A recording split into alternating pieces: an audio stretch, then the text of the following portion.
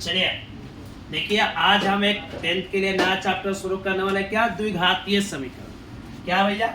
देखिए, द्विघातीय समीकरण क्या है, जिसको कोऑर्डिनेट इक्वेशन बोलते हैं। इससे हमारे एग्जाम में लगभग 10th क्लास एग्जाम में 10 मार्क्स के क्वेश्चन आते हैं। सब लोग देखेंगे ध्यान से। सबसे पहले बात करें द्विघातीय समीकरण। देखो, द्विघातीय समीकरण का जो व्यापक रूप होता है वो क्या होता है?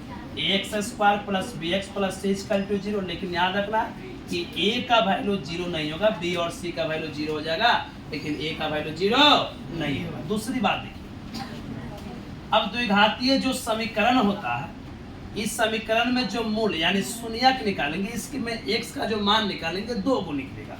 तो आप एक को बोल सकते हैं अल्फा, एक को बीटा बोल सकते हैं। यदि आपसे पूछा जाए कि द्विघातीय समीकरण में मूलों की संख्या होती है, कितनी होती है? 2 होती है। अब देखिए, जैसे शून्य, अब इसमें दोनों शून्यक हो गया, एक को अल्फा एक को बीटा बोल सकता है। यदि हम आपसे पूछेंगे कि शून्यकों का योग, तो योग मतलब क्या? जोड़। तो पूछेंगे अल्फा प्लस बीटा क्या होगा? डायरेक्ट सूत्र लगा दीजिएगा माइनस बी बटा है। पूछेंगे शून्यकों का गुणनफल क्या होगा? तो डायरेक्ट सूत्र लगा दीजिएगा alpha into beta equal to C by ए।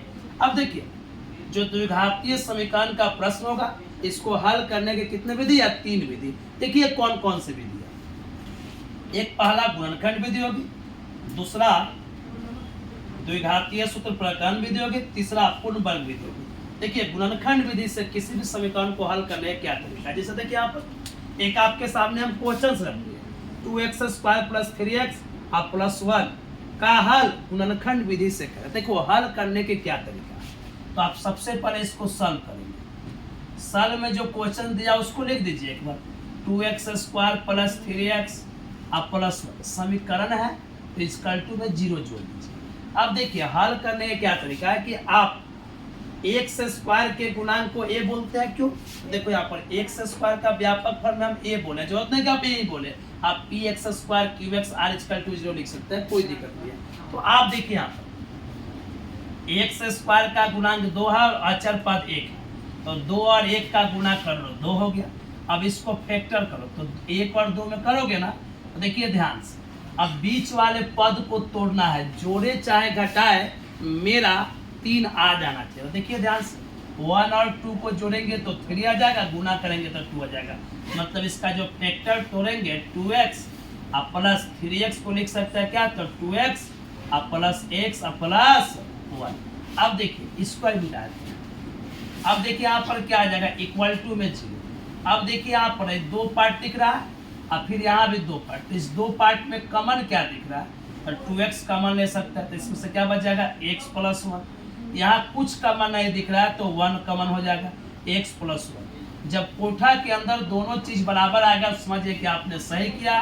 तो एक बार लिख दीजिएगा आप कोठा के अंदर वाला x प्लस 1 और एक बार कोठा के बाहर वाला 2x प्लस 1। अब आप यहाँ कर दीजिएगा, तो केस बना दीजिएगा। देखिए यहाँ पर केस नंबर 1, x प्लस 1 बराबर 0, इसलिए x का वैल्यू क्या हो जाएगा? प्लस में बॉर्डर क्रॉस करा क्या हो जाएगा? माइनस। फिर केस नंबर 2 बना दीजिए, तो केस नंबर 2 कर दीजिए, क्या है भैया? 2x प्लस 1, यहाँ इक्वल टू 0। देखिए ध्यान से, क्या लिख दीजिएगा? 2x प्लस 1 बराबर 0, क्योंकि अब इसको 0 के इक्वल है। तो 2x बराबर माइनस 1, इसलिए x इक्वल टू क्या हो जाएगा? माइनस 1। अतः यहाँ आपके पास जो x का 2 को वैल्यू है, कौन करना है? -1 और -1। यह आपका परफेक्टली आंसर होगा, कोई दिक्कत नहीं। इसमें किसी को कोई डाउट हो तो आप बोल सकते हैं। अब देखिए दूसरी क्या है, तो यह गुणनखंड विधि है। अब इसका एक ट्रिक भी है, इसका ट्रिक जान जाइए।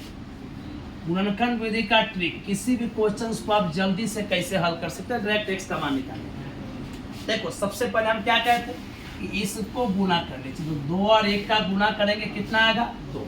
अब इसका गुणनखंड करो, तो 2 का गुणनखंड 1 और 2 होगा। अब इसको देखो, अब कोई नहीं होगा, तो इसका मतलब इसका फैक्टर यही है, क्योंकि बीच में कितना आती, तो 1 और 2 को जोड़ने को मतलब दोनों प्लस हो जाएगा। ठीक है, अब x का वैल्यू चाहिए आपको, तो ये चिन्ह चेंज कर, जब प्लस है तो माइनस, प्लस है तो माइनस। लेकिन याद रखिएगा, जो एक्स स्क्वायर का गुणांक है उसको ले चलकर भाग देना। तो एक्स स्क्वायर का गुणांक कितना? 2, तो इसमें भाग दे दीजिए। देखिए 2 से 2 कट गया, क्या आ गया? -1/2 और -1। देखिए तो आ गया x का वैल्यू, तो यानी आप ट्रिक से ऐसे जल्दी ऑब्जेक्टिव के लिए पकड़ सकते हैं, जहां डाउट हो आप पुनः पूछ सकते हैं। आप चलिए देखिए, फिर इसी को द्विघातीय समीकरण को हल करने की कौन विधि, तो द्विघातीय सूत्र प्रकरण। देखिए ध्यान से, द्विघातीय सूत्र प्रकरण विधि से हल करने के लिए हम क्या करते हैं, तो सबसे पहले देखिए द्विघातीय सूत्र प्रकरण विधि से हल करना सिखाया, सब लोग ध्यान सुनिए। इसमें सबसे पहले इसका यह व्यापक फॉर्म होता है द्विघातीय समीकरण का। इसमें सबसे पहले महत्वपूर्ण भूमिका होती है विवेचक की, या इसको विविक्तर भी कहता है। जैसे देखिए यहाँ विवेचक क्या है, विवेचक डी को, तो डी का सूत्र होता है बी स्क्वायर माइनस 4ac। अब इसी पर सारा चीज अवेलेबल है। जैसे इसका क्या कंसेप्ट है, तो आप इस मतलब इस समीकरण होगा तो उससे डी का मान निकालेंगे। यदि डी का मान 0 आ गया तो याद रखिए मूल तो निकलेगा लेकिन समान होगा, मतलब x का 2 मान आएगा और दोनों x का मान समान होगा। जैसे यहाँ x का मान दोनों अलग अलग आया था, लेकिन यहाँ x का जो दोनों मान होगा एक समान होगा। जैसे -1 तो -1। फिर देखिए दूसरा कंडीशन बन सकता है कि d का मान 0 से छोटा, 0 से छोटा कभी होगा जब वैल्यू माइनस में हो। तो जब d का मान 0 से छोटा होगा तो उसका मूल ही नहीं निकलेगा, मतलब उस द्विघातीय समीकरण के लिए हम मूल नहीं निकाल सकते हैं, मतलब आपके क्लास में इसका अस्तित्व नहीं होगा। 11th क्लास में उसको भी मूल निकाला जाएगा, क्योंकि रूट अंडर माइनस का वर्गमूल आई होता है, जिसको आयोटा बोलते हैं। इसका प्रयोग सबसे पहले यूलर नामक वैज्ञानिक ने किया। कोई दिक्कत, सबको समझ आ गए। अब देखिए डी का मान निकालेंगे। यदि 0 से बड़ा आ गया तो मूल तो होगा लेकिन असमान। जैसे इसमें आप निकालिएगा तो डी का मान जो होगा 0 से बड़ा होगा इस प्रश्न में, इसीलिए इसका मूल क्या है, असमान है। अब देखिए इसमें x का जो सूत्र होता है क्या होता है, -b plus minus root under D बटा 2a, या इसको ऐसे भी लिख सकता है -b प्लस माइनस, और d का फॉर्मूला क्या है बी स्क्वायर माइनस 4ac। तो यहाँ से उठा कर लिया कर, यहाँ d को हटा कर रख दीजिए बटा 2, यही क्वेश्चन। जैसे एक प्रश्न देखिए, करा समीकरण 2x square plus 6x minus 2h equal to 0 का हल द्विघातीय सूत्र प्रकरण विधि से करें। तो देखिए कैसे करेंगे, तो सबसे पहले देख लीजिए हम सॉल्व करेंगे। तो सॉल्व में सबसे पहले आपके पास जो समीकरण दिया है लिख दीजिए 2x square plus 6x minus 2h equal to 0। अब आप ही बतलाइए, यहाँ x स्क्वायर के पहले a बोले तो a का वैल्यू 2, b का वैल्यू 6 और c का वैल्यू कितना हो गया -2। तो d निकालो, d का वैल्यू क्या हो जाएगा बी स्क्वायर माइनस 4ac। तो b का वैल्यू कितना है 6, तो 6 का स्क्वायर -4, a का वैल्यू कितना है 2 और c का वैल्यू है -2।